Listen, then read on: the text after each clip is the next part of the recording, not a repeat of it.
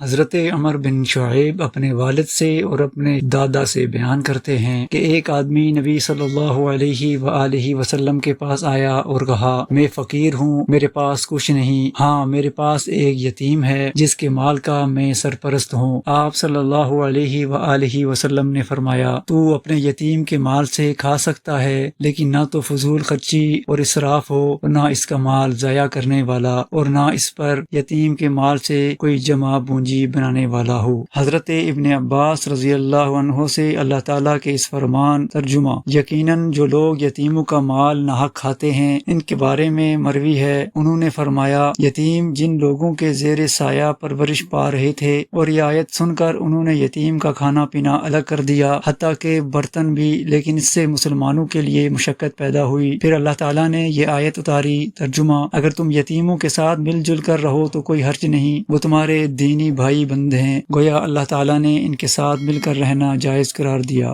حضرت ابو ہریرہ رضی اللہ عنہ سے روایت ہے کہ رسول اللہ صلی اللہ علیہ وآلہ وسلم نے فرمایا، 7 مہلک کاموں سے بچو۔ پوچھا کیا اے اللہ کے رسول، وہ کون سے ہیں؟ آپ صلی اللہ علیہ وآلہ وسلم نے فرمایا، اللہ کے ساتھ شریک ٹھہرانا، جادو کرنا، جس جان کو اللہ تعالیٰ نے محترم بنایا اسے قتل کر ڈالنا سوائے اس کے کہ حق کے ساتھ ہو، سود کھانا، یتیم کا مال کھانا، جنگ کے دن بھاگ جانا، اور پاک دامن بھولی بالی مومن عورتوں پر تہمت لگانا۔